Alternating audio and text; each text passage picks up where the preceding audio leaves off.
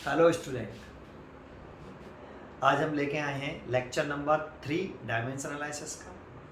और इस लेक्चर में आज हम आपको पढ़ाएंगे डायमेंशंस क्या होती हैं, डायमेंशन फॉर्मूले क्या होते हैं और इक्वेशन ऑफ डायमेंशन, इनकी डेफिनेशन, इनको डिफाइन करेंगे और डायमेंशन के यूजेज के बारे में बताएंगे कि डायमेंशंस के यूज क्या होते हैं। थोड़ा सा मैं आपको रिपीट कर दूं, फिर मैं उसे स्टार्ट करता हूँ। आपको देखो, मैंने फर्स्ट लेक्चर में भी और सेकंड लेक्चर में भी आपको बताया था कि 7 फंडामेंटल क्वांटिटी सॉरी फंडामेंटल क्वांटिटियां होती हैं। अब ये फंडामेंटल क्वांटिटी क्या होती है, इन्हें एक्सप्लेन करेंगे बेटा जब हम यूनिट वाला पढ़ेंगे चैप्टर। अभी हम डायमेंशन एनालिसिस वाला चैप्टर पढ़ रहे हैं। जब हम यूनिट वाला चैप्टर पढ़ेंगे तब फिजिकल क्वांटिटी क्या होती हैं, फंडामेंटल क्वांटिटीज क्या होती हैं, ड्राइव्ड क्वांटिटी क्या होती हैं, सप्लीमेंट्री क्वांटिटी क्या होती हैं, दैट मीन्स यूनिट के बारे में हम जब स्टडी करेंगे तब समझाएंगे उसको। अभी फिलहाल 7 फंडामेंटल क्वांटिटी कौन सी होती हैं आपको मालूम होना चाहिए। एक तो मास, और इसका जो डायमेंशनल फॉर्मूला होता है वो, और इसकी ऐसा यूनिट होती है ये। तो मास का डायमेंशन फॉर्मूला मैंने आपको बताया था, कैपिटल है, और इसकी मास की ऐसा यूनिट किलोग्राम। दूसरा length, distance, radius, breadth, height, जिसकी सीवी की यूनिट ऐसा यूनिट मीटर होती है, उन सब का डायमेंशन फॉर्मूला कैपिटल है होता है। ठीक है। तीसरा है आपका टाइम, जल्दी लिख देता हूँ, इसका कैपिटल टी, और इसका यूनिट होती है सेकेंड, एस भी लिख सकते हो केवल आप। फोर्थ है आपका करंट, और इसकी डायमेंशन फॉर्मूला होता है कैपिटल ए, और इसकी यूनिट होती है एम्पियर, ऐसा यूनिट। फिफ्थ टेम्परेचर, और इसका होता है के लिख देते हैं, या फिर थीटा भी लिख देते हैं, और इसका डायमेंशन फॉर्मूला यूनिट होती है केल्विन। 6 लुमिनियस इंटेंसिटी, इससे एक टॉपिक समझाने वाला हूँ इसीलिए रिपीट कर रहा हूँ उसको, कैंडला, और इसका डायमेंशन फॉर्मूला कैंडला है और यूनिट भी कैंडला ही होती है। 7 अमाउंट ऑफ सब्सटेंस, और इसकी डायमेंशन होता है, स्मॉल लेटर में लिखते हैं MOL, और दूसरी बात स्क्वायर ब्रैकेट में लगाते हैं, ई नहीं लगाते, या फिर म्यू लिख सकते हैं, और इसका यूनिट होती है MOLE। ये 7 फंडामेंटल क्वांटिटीज हैं, ये 7 फंडामेंटल क्वांटिटी, इनके डायमेंशनल फॉर्मूले, इनकी ये SI यूनिट। ठीक है। अब मैं क्या बताने जा रहा हूँ, अगर हमने लेक्चर नंबर 1 में और लेक्चर नंबर 2 में आपको डायमेंशन फॉर्मूले कैसे फाइंड आउट करते हैं, हमें किन चीज़ों का ध्यान रखना चाहिए, ये बताया। अब उसकी अगर हमें डायमेंशन फॉर्मूला फाइंड आउट करना आता है तो डायमेंशनल फॉर्मूले की हेल्प से हम उस फिजिकल क्वांटिटी की फंडामेंटल यूनिट को लिख सकते हैं, केवल फंडामेंटल यूनिट लिख सकते हैं। जैसे फोर्स की फंडामेंटल यूनिट बताओ, तो बच्चे कहते हैं न्यूटन। तो जानते हो न्यूटन फंडामेंटल यूनिट नहीं है फोर्स की। देखो, ये फंडामेंटल क्वांटिटी के टर्म में अगर हम यूनिट लिखते हैं, ये इनके टर्म में अगर हम यूनिट लिखेंगे तब वो उसकी फंडामेंटल यूनिट होगी। क्वेश्चन पूछता है कि right the unit of force, कौन सी फंडामेंटल यूनिट ऑफ फोर्स, तो बच्चे लेके आते हैं न्यूटन। तो न्यूटन नहीं लिखनी है, जब फंडामेंटल यूनिट करके बोल रहा है आपसे तो फोर्स की यूनिट न्यूटन नहीं लिखनी चाहिए, है ना। जैसे वर्क की पूछता है कि right the unit fundamental unit of work, तो वर्क की फंडामेंटल यूनिट पूछी, बच्चे सोचते हैं कि जूल, वो ऐसा यूनिट है, वर्क की ऐसा यूनिट जूल और न्यूटन। हमें फंडामेंटल यूनिट पूछी है तो वो कैसे निकालते हैं जरा समझिए। जैसे मैं फोर्स की बात कर रहा हूं, अब फोर्स का डायमेंशन फॉर्मूला मैंने आपको लर्न करने के लिए कहा था, वैसे हम निकाल भी सकते हैं मास इनटू एक्सीलरेशन से, मास इनटू एक्सीलरेशन। अब मैं यही समझ के चलूंगा कि आपको डायमेंशन फॉर्मूला निकालना आता है। अगर नहीं आता है तो पहले लेक्चर नंबर 2 और लेक्चर नंबर 1 को कंप्लीट करिए, फिर उसके बाद ही लेक्चर नंबर 3 देखिए। मैं अब ये समझ के चल रहा हूँ कि आपको डायमेंशन फॉर्मूला निकालना और जो मैंने आपको याद करने के लिए कहा वो आपको याद है, ठीक है। तो मैं डायरेक्ट लिख देता हूँ बेटा, फोर्स का डायमेंशन फॉर्मूला होता है mLT-K2। ये देखो, अब मैं इसमें आपको एक चीज बताता हूँ, कॉन्सेंट्रेट करना। इसमें ये पूरा क्या है, ये पूरा, इसको बोलते हैं हम डायमेंशनल फॉर्मूला। अब ये फोर्स का डायमेंशनल फॉर्मूला है, ये डायमेंशनल फॉर्मूला है।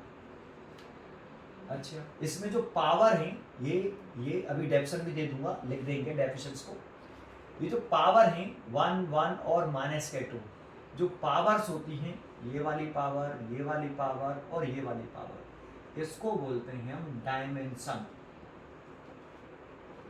सर ये m क्या है, l क्या है, t क्या है? तो ये m, l और t, इसको बोलते हैं हम बेस यूनिट भी कह सकते हो या फंडामेंटल यूनिट।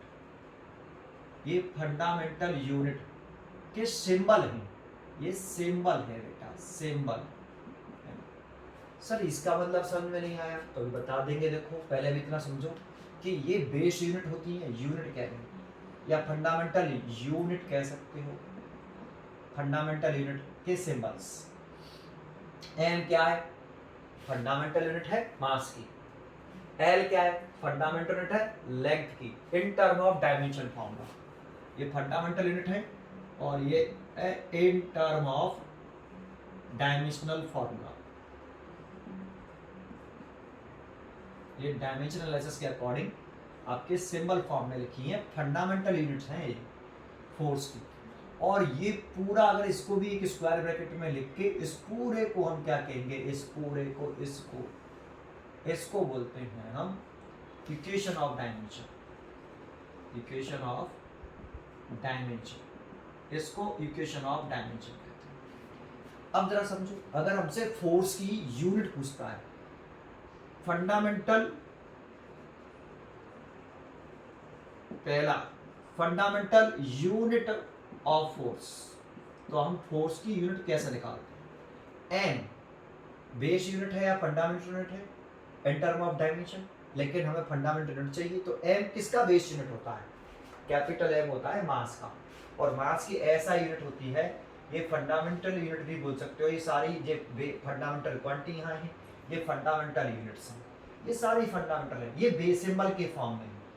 तो एम मास का डायमेंशन फॉर्मूला है, कैपिटल एम स्क्वायर ब्रैकेट में, इसको बोलते हैं डायमेंशन फॉर्मूला पूरे को।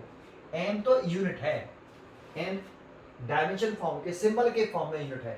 फंडामेंटल यूनिट क्या होती है? Capital M, kilogram. तो इस कैपिटल एम की जगह पे आप किलोग्राम लिख दो और उसकी पावर 1, किलोग्राम की पावर 1, मास की पावर 1 है इसीलिए किलोग्राम की पावर 1।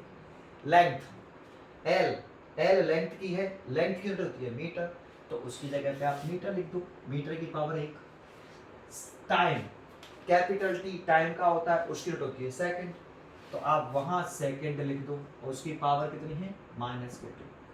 तो आप इसे देखो, जब 1 पावर होती है केवल प्लस की, तो उसे शो नहीं करते, लिखते नहीं है, तो आप उसे ऐसे लिख सकते हो, किलोग्राम मीटर सेकंड की पावर -2। और चाहो तो आप इसे ऐसे लिख सकते हो, किलोग्राम मीटर पर सेकंड स्क्वायर। तो देखो ये आपकी फंडामेंटल यूनिट है फोर्स की, ये फोर्स की फंडामेंटल यूनिट है, और ये न्यूटन के बराबर है, ऐसे इक्वल है, ऐसा ही सिस्टम। तो ये लिखेंगे हम, फंडामेंटल यूनिट पूछता है कि फोर्स की फंडामेंटल यूनिट बताइए, तो किलोग्राम मीटर पर सेकंड स्क्वायर, है ना। तो ये ध्यान रखिए, यहाँ एम एल टी, इनकी जगह पर हम इस m किसका था? मास का, तो मास की फंडामेंटल किलोग्राम, तो m की जगह पे तो किलोग्राम लिखा है हमने, और पावर ऐसी कैसी रखी, तो m क्या चीज हुई बताओ? फंडामेंटल यूनिट या बेस यूनिट तो बोलेंगे in term of dimension formula. ये पूरा डायमेंशन फॉर्मूला है, देखो ये वाला, ये पूरा डायमेंशन फॉर्मूला है, किसका है? फोर्स का। इसमें फोर्स का डायमेंशन फॉर्मूला ऑफ फोर्स, और ये जो पावर लिखी है वो क्या है? जैसे अगर आपसे पूछता कि dimension of length in force, force में लेंथ की डायमेंशन बताओ। देखो लेंथ की डायमेंशन जरूर पूछ रहा है, डायमेंशन ऑफ लेंथ, लेकिन किस में पूछ रहा है? फोर्स में। तो डायमेंशन किसे कहते हैं? जो पावर्स होती हैं। किसकी पावर? फंडामेंटल यूनिट के ऊपर जो पावर राइज्ड है वो डायमेंशंस है ना। तो dimension of length in force, तो कितनी लेंथ में कितनी है? 1, तो प्लस का 1। ऐसे ही अगर इसमें दूसरा पार्ट क्वेश्चन पूछता कि dimension of mass in force, तो हम फोर्स मास में देखो, मास फोर्स में मास की पावर कितनी है? 1, तो 1 हो गई, प्लस का 1। ऐसे ही हमसे पूछता dimension of time in force, तो फोर्स में टाइम की डायमेंशन कितनी है? चेक करो, पावर चेक करो, माइनस के 2, तो ये माइनस के 2, ये आंसर होता है। फंडामेंटल यूनिट पूछ रहा है फोर्स की, न्यूटन ना लिखिए, ये लिखिए। ऐसे वर्क की पूछ रहा है तो वर्क का डायमेंशन फॉर्मूला लिख लीजिए, वहां से निकाल सकते हैं। जैसे आप ग्रेविटेशनल कांस्टेंट कैपिटल जी होता है, अब इसकी यूनिट पूछ ली उसने, फंडामेंटल यूनिट बताइए, या यूनिट कह दी है ना, ऐसा यूनिट भी बोल सकते हैं उसे हम, है ना। जरूरी नहीं कि आपसे यही कहे कि फंडामेंटल यूनिट बताइए, ऐसा यूनिट भी बोल सकता है, क्योंकि ये किलोग्राम, मीटर, सेकंड, ये सब ऐसा यूनिट में नहीं है ना। अगर फंडामेंटल यूनिट करके कहता है फोर्स की, तो न्यूटन ना लिखे, ये लिखे बेटा, जरा समझो यहाँ आगे। अब देखो जी का फॉर्मूला क्या आता है? F बराबर G(m1m2/r²)। अब जी का डायमेंशन फॉर्मूला निकाल लो आप, या तो यहीं से निकाल सकते हो, ऐसे नहीं, जी और F(r²) डिवाइडेड बाई m1m2, लेकिन यहाँ से इसकी यूनिट मोस्टली बच्चे न्यूटन लिखते हैं, न्यूटन, और इसकी यूनिट लिखते हैं मीटर स्क्वायर, और इसकी यूनिट लिखते हैं किलोग्राम का स्क्वायर, तो यूनिट हो गई ये ऐसा यूनिट। लेकिन ये इसकी कैपिटल जी की फंडामेंटल यूनिट नहीं बोल सकते, क्योंकि न्यूटन आ रहा है इसके अंदर, और न्यूटन इसमें आ नहीं रहा है फंडामेंटल क्वांटिटियों में से। इसीलिए इसका अगर डायमेंशन फॉर्मूला लिखें तो फोर्स का कितना? mlt माइनस के, डिस्टेंस का स्क्वायर हो रहा है तो l का स्क्वायर, मास का हो गया कैपिटल M और दूसरे मास का भी कैपिटल M, एक m से एक m कट जाएगा, एक नीचे m बचेगा तो ऊपर आएगा तो m-1 और l का क्यूब और t-2, ये आएगा, और ये आया तो इसकी ऐसा यूनिट चेक कर लेते हैं कैमरे में आ रहा है कि नहीं। हाँ आ रहा है, ऊपर वाला भी आया कि नहीं? हाँ आया, ठीक है आया। तो इसमें अगर चेक कर लें तो इसमें इसकी यूनिट लिखेंगे किलोग्राम, देखो m की होती है किलोग्राम और उसकी पावर -1 है तो -1। l की होती है metre, length capital L metre में होता है तो मीटर की पावर 3, और टाइम होता है कैपिटल T होता है टाइम, तो सेकंड, तो सेकंड की पावर -8। ये इसकी फंडामेंटल यूनिट हो गई ग्रेविटेशनल कांस्टेंट, और ये इक्वली होंगी, इसको आप सॉल्व करोगे तो ये, क्योंकि न्यूटन की जगह पर आप ये लिख सकते हो, न्यूटन की जगह पे ये जैसे लिखोगे, इस न्यूटन की जगह पर आप जैसे ये वैल्यू पुट करोगे तो यही निकल के आएगा, नहीं चेक कर लो आप, है ना। तो मैंने ये टेबल इसीलिए बनाई थी कि मैं आपको ये समझा सकूं कि ये फंडामेंटल यूनिट्स होती हैं, और इसमें कैपिटल M क्या होता है, L क्या होता है, T क्या होता है, किसकी जगह पर है। आपने कैपिटल M की जगह पे तो किलोग्राम लिखा, तो कैपिटल M को क्या कंसीडर करें बताओ, तो ये यूनिट है, क्योंकि कैपिटल M की जगह पे आप किलोग्राम लिख रहे हो। कैपिटल L क्या है, उसकी जगह पे मीटर लिखा, तो कैपिटल L क्या है, यूनिट है। कैपिटल L सिंबल होता है डायमेंशन फॉर्मूला का कैपिटल L, लेंथ का, तो ये लेंथ की यूनिट है, ये टाइम की यूनिट है, और जो पावर है वो डायमेंशन है। ये पूरा डायमेंशनल फॉर्मूला है, इस पूरे को अगर ऐसे लिख दोगे तो इक्वेशन ऑफ डायमेंशन है। अभी डेफिनेशन मेंशन करेंगे, इसको समझना है ना। अगर आप देखो इस वाली जगह पर बच्चे सोचते हैं कि ये अलग अलग यूनिट हो गई, तो अगर आप देखो newton metre square by second square है ना, क्या है किलोग्राम स्क्वायर, इसमें न्यूटन की जगह पर अगर आप ये वाली वैल्यू प्लेस कर दो तो न्यूटन की जगह पर देखो हम क्या लिखते हैं, किलोग्राम मीटर पर सेकंड स्क्वायर और into metre square multiplied by kilogram square. देखो 1 किलोग्राम से किलोग्राम गया तो 1 किलोग्राम नीचे से तो किलोग्राम -1 आ गया, मीटर का क्यू हो गया देखो, और नीचे सेकंड है, ऊपर जाएगा तो सेकंड की पावर -2, सेम टू सेम आ रहा है है।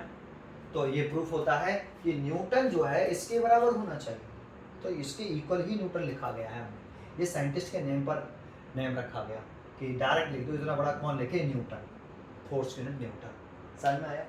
लेकिन ये फंडामेंटल यूनिट होती है, इसे फंडामेंटल यूनिट नहीं कहेंगे, ये डेराइव्ड यूनिट हो गई, क्योंकि ये किलोग्राम से न्यूटन किलोग्राम से, मीटर से और सेकंड से मिलकर बनी है। ये सारी फंडामेंटल क्वांटिटी थी, इसीलिए फंडामेंटल यूनिट ऑफ फोर्स पूछता है तो ये लिखना चाहिए। ठीक है, चलो बहुत सारी बहस कर ली इसके ऊपर, छोटा सा क्वेश्चन था, डायमेंशंस के बारे में बताया। अब इसमें आपको बस केवल देखो मैंने ये सब लिख रखा है, इसको नहीं मिटा रहा हूँ, तो इसमें मैं आपको पहले बताता हूँ कि ये डायमेंशंस क्या होता है। वैसे तो मैंने बता दिया ये फंडामेंटल यूनिट है, एक ये फिजिकल क्वांटिटी है, उस फिजिकल क्वांटिटी की ये फंडामेंटल यूनिट को के टर्म में इस फिजिकल क्वांटिटी को रिप्रेजेंट कर रखा है। इस फंडामेंट ये फिजिकल क्वांटिटी, इस फिजिकल क्वांटिटी को फंडामेंटल यूनिट के टर्म में रिप्रेजेंट कर रखा है ना, और उसकी जो फंडामेंटल यूनिट है उसके पावर जो राइज्ड है ना, उसको हम डायमेंशंस बोल रहे हैं। तो यही लिखना है हमें, इसी को लिख दो, ये डेफिनेशन है डायमेंशन की, तो इसे मेंशन कर देते हैं। ठीक है, तो देखो मैंने अभी बताया था कि डायमेंशन को अगर लिखना चाहें हम तो ऐसे लिख सकते हैं। मैंने आपको डायमेंशन के बारे में बताया कि डायमेंशन क्या होता है, तो ये फिजिकल क्वांटिटी है, उसकी डायमेंशन को बताना है। तो डायमेंशन होती है ये जो पावर होती है, और ये पावर किस पर राइज्ड है, फंडामेंटल यूनिट्स पर, एमएलटी पर, और एमएलटी को क्या बोल रहे हैं, फंडामेंटल यूनिट। तो हम क्या बोलेंगे कि the dimension of the physical quantity, dimension of the physical quantities कह दो या quantities कह दो, are the power to which are the power to which the fundamental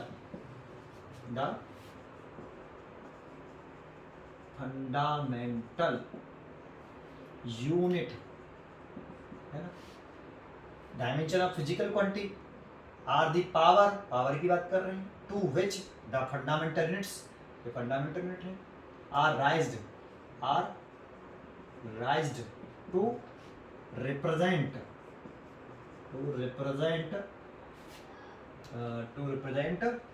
that quantity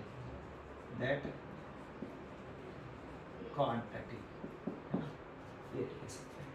dimension of physical quantity are the power to which the fundamental units are raised to represent that quantity. ये dimension को देखो ये समझ में आया है।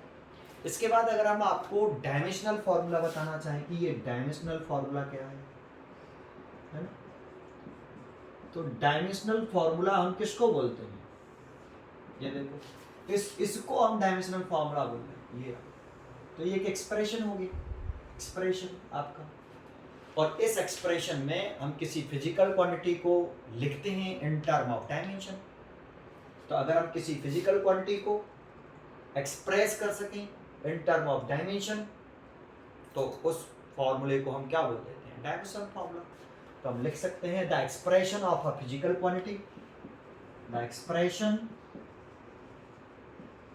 of a physical quantity, the expression of physical quantity in term of किसके term में, देखो आप ये फिजिकल क्वांटिटी है, हम इसको एक्सप्रेस करना चाहते हैं, फिजिकल क्वांटिटी को किसके टर्म में एक्सप्रेस करना चाहते हैं, तो in term of its dimension. तो डायमेंशन के टर्म में, देखो डायमेंशन के टर्म में तो फिजिकल क्वांटिटी को इसको बोल रहे हैं हम ना डायमेंशन फॉर्मूला, तो डायमेंशन के टर्म में किसी फिजिकल क्वांटिटी को एक्सप्रेस कर is called dimensional formula, is called dimensional formula. तो इसको हम डायमेंशनल फॉर्मूला बोल देते हैं, है ना।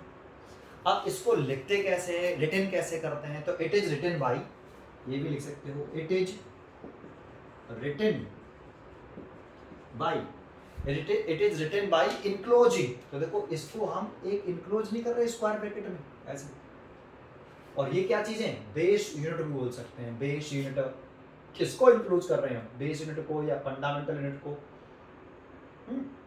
तो इट इज रिटन बाय क्या लिख सकते हैं, it is written by enclosing the symbol, it is written by enclosing the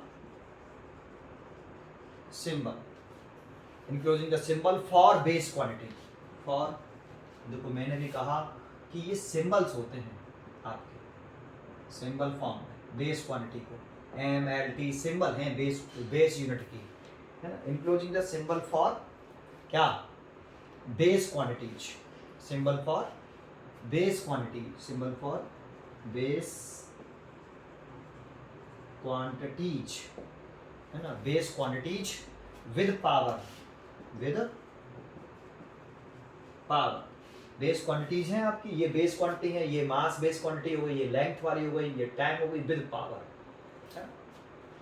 in square bracket, in square bracket, that is ये वाला ब्रैकेट लगाना है, ये रिटर्न करने का तरीका है ना। तो the expression of a physical quantity in term of its dimension is called dimensional formula. It is written by enclosing the symbol for base quantity, enclosing the base quantity with power in square bracket. आप इस तरह से इसे note कर सकते हो, ये dimensional formula हो गया। इसके बाद आता है डायमेंशन इक्वेशन। ये डायमेंशन इक्वेशन किसे कहते हैं, तो देखो इस पूरे को हम क्या बोल रहे हैं, इस वाले पूरे को हम डायमेंशनल इक्वेशन बोल रहे हैं। तो ये फिजिकल क्वांटिटी है, फिजिकल क्वांटिटी को अगर हम इक्वेट कर देते हैं, इक्वेट कर दें किसके, डायमेंशन फॉर्मूले के, तो इस पूरे को, इस इक्वेशन को हम क्या बोल देते हैं, इक्वेशन ऑफ डायमेंशन। तो इसको कैसे लिखेंगे वो जरा देखते हैं, ठीक है। तो मैं इसको मिटा देता हूं पहले, फिर लिखता हूं।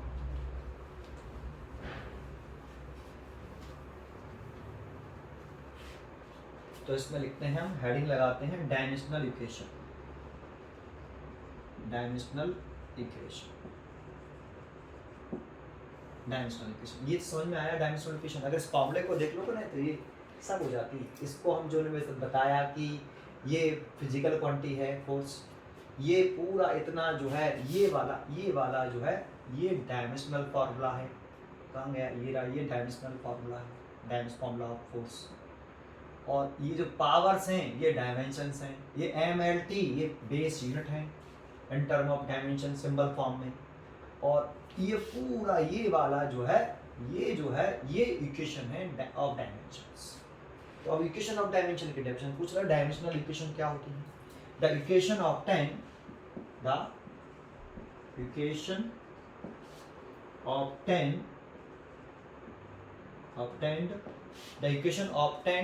by equating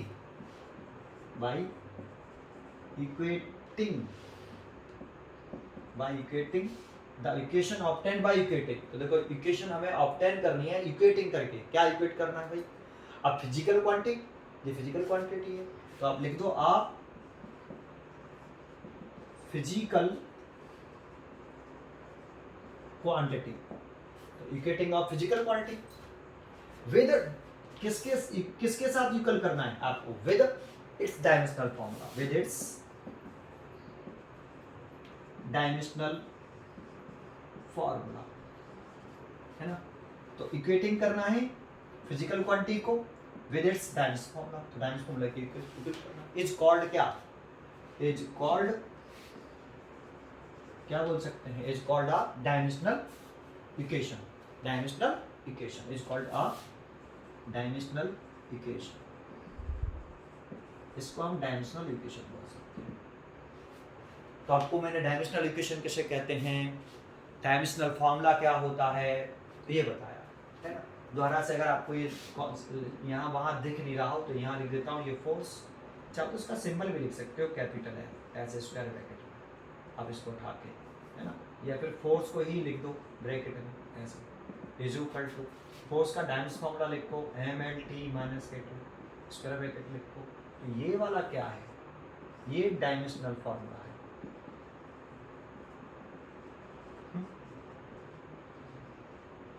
ये कंसंट्रेट करना है। इसमें M क्या है, L क्या है, T क्या है, तो ये बेस यूनिट है, सिंबल बेस यूनिट एज है यहाँ पे, इसको यहाँ इसको तो ये बेस यूनिट है, या फंडामेंटल यूनिट भी बोल सकते हैं, और fundamental unit in term of dimension, unit in term of dimension symbol, ये डायमेंशन के फॉर्म में सिंबल है आपके एक तरह से, है ना, सिंबल कहीं तो लिखा है हमने यहाँ पे, मिटा दिया। और ये जो पावर है आपकी, ये पावर है आपकी, इसकी पावर, इसकी पावर, इसकी किसकी पावर है, फंडामेंटल यूनिटी की पावर से। तो इसको हम डायमेंशन बोलते हैं, ये डायमेंशन है जो पावर है। और इस पूरे को अगर हम ऐसे इक्वेट कर लें तो ये पूरा equation of dimension, equation of dimension. ठीक है, चलो छोड़ते हैं, इतना बड़ा कंसेप्ट नहीं है, मैंने आपको समझाने की कोशिश करी। नेक्स्ट टॉपिक देखते हैं, आगे सुनते हैं। इसमें देखो एक नोट लिखते हैं पहले, फिर आगे बढ़ेंगे। एक बात बताओ, अगर कोई क्वांटिटी डायमेंशन लेस है तो वो यूनिट लेस भी होगी। अगर कोई क्वांटिटी डायमेंशन लेस है तो क्या उसकी यूनिट भी नहीं होगी? तो जरा सुनो, अगर कोई क्वांटिटी डायमेंशन लेस है ना, अगर आपके पास कोई क्वांटिटी है और वो डायमेंशन लेस है, डायमेंशन लेस, उसकी कोई डायमेंशन फॉर्मूला नहीं है। अगर कोई क्वांटिटी है और वो डायमेंशन लेस है तो क्या इस क्वांटिटी की यूनिट हो सकती है या नहीं? तो हो सकती है, लेकिन मस्ट भी नहीं कहेंगे, मे और मे नॉट। जैसे तो अगर कोई क्वांटिटी डायमेंशन लेस है तो उसकी यूनिट आपकी हो सकती है, हो सकती लिखा है, ये नहीं कह रहे कि होगी ही होगी। जैसे एग्जाम्पल, ऐसी कोई क्वांटिटी बताओ, एग्जाम्पल में ऐसी कोई क्वांटिटी बताओ जिसमें डायमेंशन लेस क्वांटिटी हो और यूनिट हो। जैसे आपने एंगल पढ़ा, और एंगल का फॉर्मूला होता है आर्क बाई रेडियस, और आर्क का डायमेंशन फॉर्मूला होता है एल और रेडियस का भी एल। तो ये आ गया एल की power 0, that means m0 l0 t0। तो किसी की पावर 0 होती है, उसकी वैल्यू 1, तो देखो इसकी पावर 1 है, 0 है सबकी, पावर सबकी 0, तो ये डायमेंशन लेस है। तो एंगल कैसी क्वांटिटी हुई, डायमेंशन लेस। लेकिन आपने इसकी यूनिट पढ़ी होगी सबने, एंगल की यूनिट होती है रेडियन, है ना। जैसे ऐसा जरूरी नहीं है कि कोई क्वांटिटी अगर हमारी डायमेंशन लेस है तो यूनिट होगी होगी। जैसे एक एग्जांपल ये दिया, दूसरा एग्जांपल, है ना। जैसे हम स्ट्रेन लिखते हैं, स्ट्रेन, और इसका होता है एक्सटेंशन ऑफ लेंथ या इंक्रीजिंग ऑफ लेंथ या और increasing of length formula, basic formula over original length, original length. अब लेंथ का एल हो गया और ये भी एल हो गया। अब इसका 1 आया, that means m0 l0 t0। अब ये क्वांटिटी भी कैसी है, डायमेंशन लेस है, डायमेंशन लेस, लेकिन ये यूनिट लेस भी है, इसकी कोई यूनिट भी नहीं है। डायमेंशन लेस है तो ये यूनिट लेस भी है। तो अगर किसी क्वांटिटी, कोई क्वांटिटी डायमेंशन लेस हो तो यूनिट हो सकती है, जैसे आपकी एंगल की होती है रेडियन, है ना। लेकिन अगर कोई क्वांटिटी यूनिट लेस है, अगर कोई क्वांटिटी कैसी है, यूनिट लेस है, अगर कोई क्वांटिटी है उसकी यूनिट ही नहीं है ना, तो उसकी 100% डायमेंशन भी नहीं होगी। अगर कोई क्वांटिटी, अगर हमारे पास कोई क्वांटिटी है वो यूनिट लेस है, उसकी कोई यूनिट है ही नहीं, तो आप डायमेंशन के बारे में बताओ कि उसकी डायमेंशन होगी या नहीं होगी, डायमेंशन होगी या नहीं होगी। तो आंसर है 100% वो डायमेंशन लेस होगी, उसकी कोई डायमेंशन फॉर्मूला होगा ही नहीं। अगर कोई क्वांटिटी यूनिट लेस है, उसकी यूनिट नहीं है, जैसे स्ट्रिंग, ये यूनिट लेस है तो डायमेंशन लेस भी है। लेकिन अगर कोई क्वांटिटी डायमेंशन लेस हो तो वो यूनिट लेस भी होगी, ऐसा कह नहीं सकते। यूनिट हो भी सकती है और नहीं भी हो सकती। जैसे ये क्वांटिटी जो एंगल है वो डायमेंशन लेस है, लेकिन उसकी यूनिट होती है, क्या है, रेडियन। तो यूनिट है, अगर कोई क्वांटिटी डायमेंशन लेस है तो यूनिट हो सकती है, एग्जांपल है रेडियन। इसी को अगर आप याद रखोगे ना तो ये वाला पॉइंट अपने आप ये याद हो जाएगा ये कंफ्यूजन क्रिएट करता है कि क्या हो क्या ना हो, ये क्योंकि एक सेंटेंस ये भी आ गया। तो इसे याद रखने का ये सबसे बढ़िया एग्जाम्पल है। एंगल की यूनिट है लेकिन वो डायमेंशन लेस है। तो अगर कोई क्वांटिटी डायमेंशन लेस है तो क्या उसकी यूनिट हो सकती है? तो यस हो सकती है, रेडियन, जैसे एक एंगल। लेकिन अगर कोई क्वांटिटी यूनिट लेस ही है, उसकी कोई यूनिट है ही नहीं, तो क्या उसका कोई डायमेंशन फॉर्मूला होगा? डायमेंशन लेस होगी या डायमेंशन होगा? तो अगर यूनिट लेस हुई तो 100% वो क्वांटिटी कैसी होगी? डायमेंशन लेस ही होगी, 100% डायमेंशन लेस होगी। तो इस एक पॉइंट है, एक नोट कर लेना आप। एक क्वेश्चन पूछता है इसके ऊपर, 2 क्वेश्चन बन सकते हैं, एक ये एक ये। चलो आगे बढ़ते हैं, आगे से बताओ। ऐसी बहुत सारी क्वांटिटी हैं जो यूनिट लेस होती हैं और वो डायमेंशन लेस भी होती है। जो कोई भी क्वांटिटी यूनिट लेस होगी वो डायमेंशन लेस जरूर होगी, 100%, है ना। जैसे रिफ्रैक्टिव इंडेक्स होता है, उसकी कोई यूनिट नहीं होती तो डायमेंशन लेस भी है। लेकिन किसी क्वांटिटी की अगर यूनिट है तो डायमेंशन लेस हो भी सकती है और नहीं भी हो सकती है, दोनों कंडीशन है। मतलब कोई क्वांटिटी डायमेंशन लेस है तो हम 100% नहीं कह सकते कि वो यूनिट लेस होगी, ये कह नहीं सकते। जैसे एक एग्जांपल हो गया एंगल, छोड़ता हूँ, समझ में आ गया होगा। चलो आगे बढ़ते हैं, नया टॉपिक पढ़ते हैं इसमें, different type of variable and constant. Different types of variable, dictate नहीं करूंगा, हर किताब में लिखा होता है, एस एल अरोड़ा में मिल जाएगा, प्रदीप फंडामेंटल में मिल जाएगा, डिक्टेट नहीं करूंगा, समझाऊंगा उसके बाद। Different types of variable and constant, पर ये जानना जरूरी है हमारे लिए, है ना। पहला है आपका डायमेंशनल वेरिएबल, इसको बोलते हैं हम डायमेंशनल वेरिएबल। अब देखो नाम से ही, उसके नाम में क्या है, डायमेंशनल वेरिएबल। तो ऐसी कोई क्वांटिटी, ऐसी कोई फिजिकल क्वांटिटी, फिजिकल क्वांटिटी या क्वांटिटी कह दो केवल, जिसकी जो वैल्यू हो, जो वैल्यू हो वो वेरिएबल हो। एक अगर कोई फिजिकल क्वांटिटी है, उसकी जो वैल्यू है वो वेरिएबल है, तो डायमेंशनल वेरिएबल।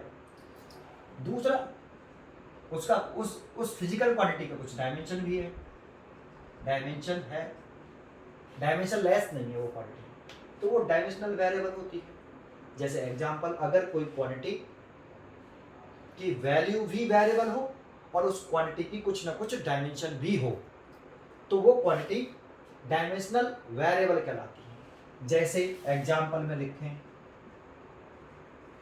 एरिया। अब एक एरिया ऐसे भी लिखते हो 10 मीटर स्क्वायर, क्या एरिया फिक्स है? इसकी वैल्यू कांस्टेंट है क्या? हमेशा एरिया 10 मीटर स्क्वायर होगा? आपने न्यूमेरिकल किया हो, कभी एरिया 10 मीटर स्क्वायर दे देता है, कभी एरिया 5 मीटर स्क्वायर दे देता है, कभी कुछ कभी कुछ कभी कुछ। तो एरिया की जो वैल्यू है 10 मीटर स्क्वायर भी हो सकती है, 5 मीटर स्क्वायर भी हो सकती है, 1000 मीटर स्क्वायर भी हो सकती है। तो वैल्यू इसकी कांस्टेंट नहीं है, वेरिएबल है। जैसे वेलोसिटी, आप गाड़ी क्या एक ही स्पीड से चलाते हो, 10 मीटर पर सेकेंड से? गाड़ी की वेलोसिटी चेंज नहीं कर सकते, वेलोसिटी को हम बढ़ा भी सकते हैं, घटा भी सकते हैं। तो वेलोसिटी की जो वैल्यू है वो वेरिएबल है, कांस्टेंट नहीं है, फिक्स नहीं है कि वेलोसिटी 10 मीटर पर सेकेंड से ही गाड़ी चलेगी बस, तो ऐसा नहीं। तो वेलोसिटी की जो वैल्यू है अगर वो वेरिएबल है तो वैल्यू वेरिएबल। और दूसरा डायमेंशंस भी है, तो एरिया की डायमेंशन होती है ना एल स्क्वायर, और वेलोसिटी का डायमेंशन भी होता है LT-1। तो एरिया और वेलोसिटी, फोर्स हुआ, टाइम हुआ, ये इनकी डायमेंशन भी है, और टाइम भी वेरिएबल होता है। फोर्स भी वेरिएबल होता है कि अगर हम किसी बॉडी पे फोर्स लगा रहे हैं तो 2 न्यूटन लगाया, मैंने कहा फोर्स को थोड़ा सा और बढ़ा तो हमने ज़्यादा और धक्का दे, ज़्यादा पुश किया तो फोर्स की वैल्यू बढ़ गई। तो वैल्यू भी बढ़ रही है, उसकी वैल्यू वेरिएबल है फोर्स की, और डायमेंशन फॉर्मूला भी है उसका। तो ऐसी क्वांटिटी जो वैल्यू वेरिएबल हो, जिनकी वैल्यू वेरिएबल हो और उनका कुछ ना कुछ डायमेंशन फॉर्मूला हो, है ना, डायमेंशंस हो, तो ऐसी क्वांटिटी डायमेंशनल वेरिएबल होती है। एग्जांपल्स में आप ये सब लिख सकते हो।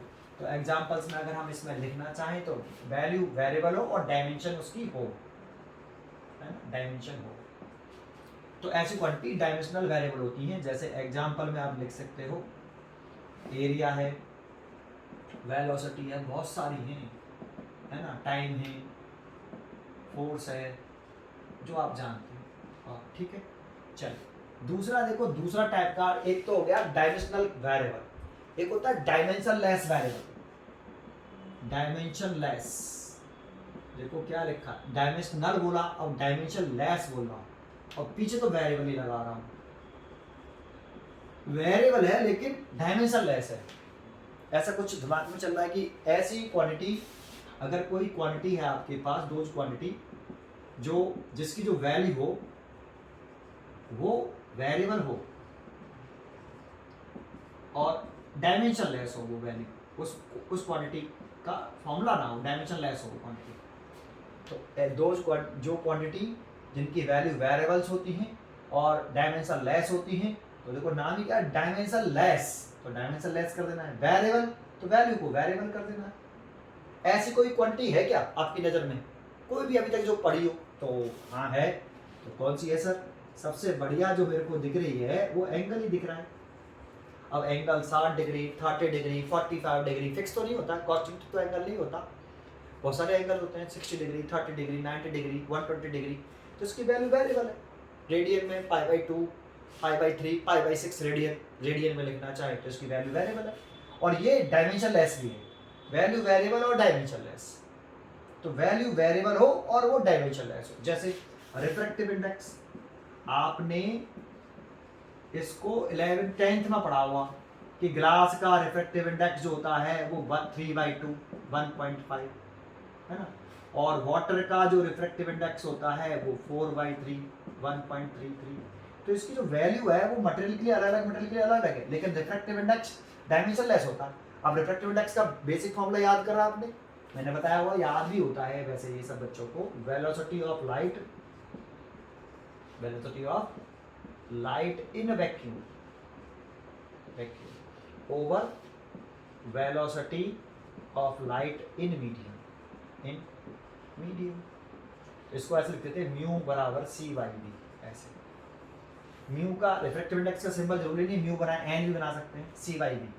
अब c velocity of light in vacuum, तो वेलोसिटी का lt -1, और speed of light in velocity of light in medium, ये मीडियम है, ये वैक्यूम में है, ये c एक कांस्टेंट टर्म होता है, c एक कांस्टेंट टर्म है, इसकी वैल्यू हमेशा इतनी रहती है मीटर पर सेकंड। ये मीडियम में लाइट की वेलोसिटी कांस्टेंट नहीं होती, बदलती रहती है अलग अलग मीडियम में।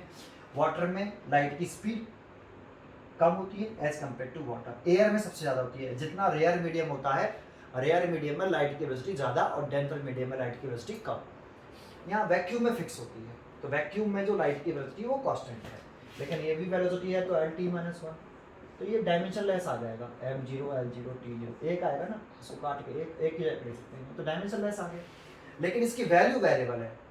तो ऐसी क्वांटिटी जिनकी वैल्यू वेरिएबल हो और वो डायमेंशन लेस हो, वो होती हैं आपकी डायमेंशन लेस वेरिएबल। बस नाम पता करो, अभी दो नाम बढ़िया हैं, याद हैं, जैसे जैसे आप फिजिक्स पढ़ते जाओगे तो आपको जब भी ये दिखे तो आपको नोटिस कर सकते हैं इन चीज़ों की, ऐसी कौन कौन सी क्वांटिटियाँ हैं, ठीक है। चलिए एक स्ट्रेन भी लिख सकते हो आप इसमें, स्ट्रेन है ना, स्ट्रेन। मैंने यही दो क्यों बताएं, क्योंकि ये 10th में पढ़े होते हैं, ये आप जानते हो, अब इसको नहीं जानते, लेकिन ये डायमेंशन लेस होती है, ये तो पढ़ के आए, लेकिन इसकी वैल्यू भी वेरिएबल होती है, अलग अलग वायर के लिए अलग अलग हो सकती है, ठीक है। चलिए ये दूसरी क्वांटिटी हो गई डायमेंशन लेस वेरिएबल। ऐसे ही तीसरे की बात चल रही है, एग्जाम्पल याद होने चाहिए और डेफिनेशन तो बड़ी ईजी है। डायमेंशन लेस वेरिएबल, तो वैल्यू वेरिएबल और डायमेंशन लेस क्वांटिटी, तो वो क्वांटिटी डायमेंशन लेस वेरिएबल्स होती है। अब दूसरा पढ़ रहे हैं डायमेंशनल कांस्टेंट। डायमेंशनल कांस्टेंट, तो देखो डायमेंशनल मतलब डायमेंशन फॉर्मूला हो, डायमेंशन हो, कांस्टेंट वैल्यू वैल्यू कांस्टेंट हो, तो ऐसी क्वांटिटी जिनकी जो वैल्यू है वो तो कैसी हो, कांस्टेंट, वैल्यू तो कांस्टेंट हो भाई, वैल्यू अब कांस्टेंट हो। पहले देखो वेरिएबल लग रहा था तो वैल्यू वेरिएबल, इसमें भी वेरिएबल लग रहा था वैल्यू वेरिएबल, डायमेंशनल लिख रहा था तो डायमेंशन होना चाहिए, डायमेंशन लेस लिख रहा था तो डायमेंशन लेस होनी चाहिए, कांस्टेंट लिख रहा है तो वैल्यू कांस्टेंट, डायमेंशनल लिख रहा है तो डायमेंशनल डायमेंशन होनी चाहिए। ऐसी क्वांटिटी जो जिनकी वैल्यू कांस्टेंट होती हो और डायमेंशन भी होती हो, उसका डायमेंशनल फॉर्मूला हो, डायमेंशन लेस ना हो, है ना, तो वो डायमेंशनल कांस्टेंट होते हैं। ऐसे तो बहुत सारे हैं, जैसे आप जानते हो ग्रेविटेशनल कांस्टेंट, है ना, ग्रेविटेशनल कांस्टेंट, है ना। अब ग्रेविटेशनल कांस्टेंट होता है जी, इसकी वैल्यू फिक्स होती है 6.67 10 की पावर माइनस के 11। ये कांस्टेंट टर्म है, देखो ये ऐसे, और इसकी यूनिट होती है newton metre square by kilogram square. अब ये कांस्टेंट टर्म है, कैपिटल जी की वैल्यू कांस्टेंट है, ये चेंज नहीं होती होल यूनिवर्स में, पूरे यूनिवर्स में ये यूनिवर्सल कांस्टेंट है। ये हमेशा पूरे यूनिवर्स में कहीं पे भी चले जाना, इसकी वैल्यू हमेशा ग्रेविटेशनल कांस्टेंट, इसकी वैल्यू हमेशा कांस्टेंट रहती है 6.67 10 की पावर माइनस के 11। ये चेंज नहीं होती। तो जिनकी वैल्यू कांस्टेंट हो तो वैल्यू तो कांस्टेंट, और इसका डायमेंशन फॉर्मूला भी होता है कि नहीं, तो होता है। इसका डायमेंशन फॉर्मूला आपने पढ़ा हुआ जी का, कैसे निकालते हैं, F into R square over m1 m2 ऐसे, और एफ का mlt माइनस के 2, और r एक डिस्टेंस है उसका स्क्वायर हो गया, और m1 m2 एक मास है तो m का स्क्वायर, एक m से एक m कटेगा तो एक m ऊपर जाएगा तो -1 l क्यू t माइनस के 2। अब बताओ ये डायमेंशन लेस है क्या, नहीं। ग्रेविटेशनल कांस्टेंट में मास की डायमेंशन -1 है, लेंथ की डायमेंशन -+3 है, और टाइम की डायमेंशन -2 है। ग्रेविटेशनल कांस्टेंट में मास की डायमेंशन -1, लेंथ की डायमेंशन 3, और टाइम की डायमेंशन -2। तो ये डायमेंशन लेस नहीं है। डायमेंशन लेस होने के लिए किसी सब की पावर 0 होनी चाहिए, m की पावर l की पावर 0, सब की 0, तो वो डायमेंशन लेस होता है। तो ये देखो, ये जो ग्रेविटेशनल कांस्टेंट है इसकी वैल्यू कांस्टेंट, ऐसे बहुत सारे हैं। एक और लिख सकते हो प्लांक कांस्टेंट,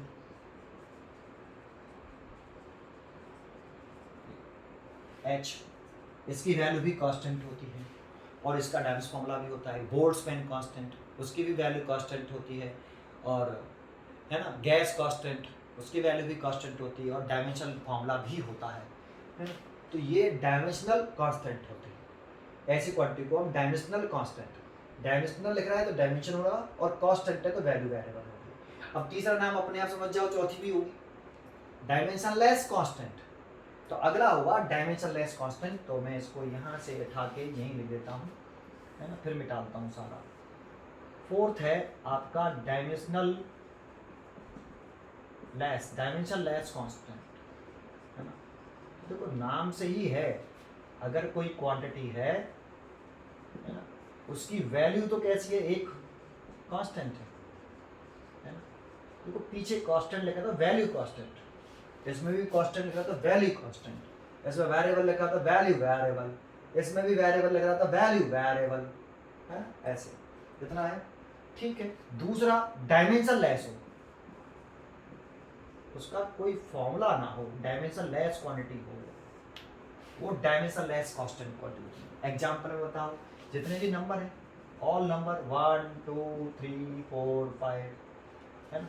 2 को आज भी 2 कह रहे हैं, टाइम के साथ ये 2 है, कल भी इसे 2 ही बोलेंगे, परसों भी 2 ही बोलेंगे, ये टाइम के साथ चेंज नहीं हो रहा। अगर मैं आज यहाँ बोर्ड पे 2 लिख दूँ, 24 घंटे बाद देखें तो इसको पूछेंगे ये क्या लिखा है, तो हम कहेंगे 2। जितने भी नंबर है एक कांस्टेंट टर्म है, उनकी वैल्यू कांस्टेंट है, और डायमेंशन लेस भी है ना। तो नंबर्स में आते हैं, पाई आ जाए आपका, ई आ जाए, ई पाई की वैल्यू फिक्स होती है 3.14, ई की वैल्यू भी फिक्स होती है, कांस्टेंट टर्म होता है ना। एक्सपोनेंशियल फंक्शन में आता है ई, है ना। अब उसकी वैल्यू मेरे को याद नहीं है, मैथमेटिक्स वाले बच्चों को ज़्यादा याद रहती है।